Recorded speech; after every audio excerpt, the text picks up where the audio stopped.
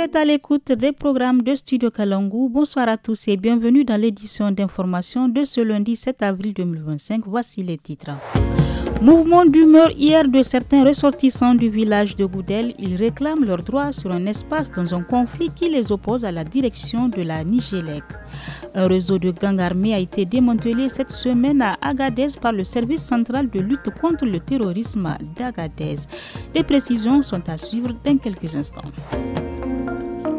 Je suis Nafis Adam Sirfo au micro. Nous débutons ce journal avec cette brève. Le Niger dispose de 11 langues parlées que sont l'arabe, le boudouma, le fulfulde, le mugourmanchema, le hausa, le kanouri, le tagdal, le tamashek, le tassawak, le toubou et le zarmasonraï selon l'article 12 de la charte de la transition publiée dans le journal officiel le 31 mars dernier. La charte précise que le hausa est la langue nationale et que l'anglais et le français sont désormais des langues de travail. Toujours en bref, dans un communiqué conjoint publié hier, les 3 pays membres de l'Alliance des États du Sahel AES, le Mali, le Niger et le Burkina Faso, ont annoncé le rappel de leur ambassadeur accrédité en Algérie pour consultation. Cette décision intervient après la destruction de la nuit du 31 mars au 1er avril 2025 d'un drone des forces armées maliennes par les autorités algériennes. Alger affirme que l'appareil aurait violé son espace aérien, une version que dément Bamako. À ce jour, Alger n'a pas réagi officiellement à cette décision diplomatique de l'AES.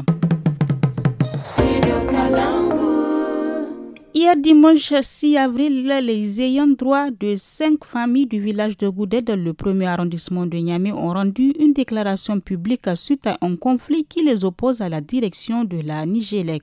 C'est un domaine contigu à la centrale de Goudel et qui fait environ 1,5 hectare selon Haroun Hamidou, un des ayants droit que je vous propose d'écouter au micro de Ali Niali. Les responsables de la Nigélec nous ont expliqué qu'ils auront du matériel en provenance de l'extérieur qu'ils veulent entreposer dans cet espace. Ils nous ont même demandé de leur prêter l'endroit pour une durée de 6 mois. Et nous avons établi un document dans ce sens. Après les 6 mois, nous les avons approchés, ils n'ont rien dit.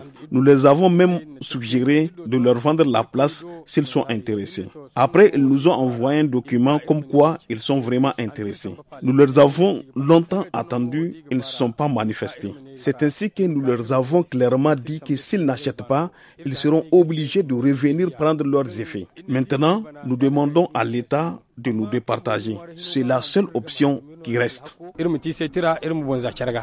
Ce jour 7 avril est célébré la journée mondiale de la santé sous le thème « Une bonne santé à la naissance pour un avenir plein d'espoir ». Selon l'Organisation mondiale de la santé, près de 300 000 femmes perdent la vie dans le monde suite à des complications liées à la grossesse ou à l'accouchement chaque année, tandis que plus de 2 millions de nourrissons meurent avant l'âge d'1 mois. Cette campagne vise donc à inviter les gouvernements et le monde de la santé à redoubler d'efforts pour mettre fin aux décès maternels et néonatals évitables.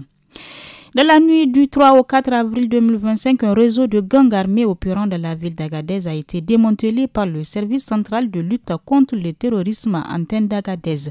Ce gang opère généralement à bord de motos en plein jour à l'aide d'une arme en ciblant ses victimes.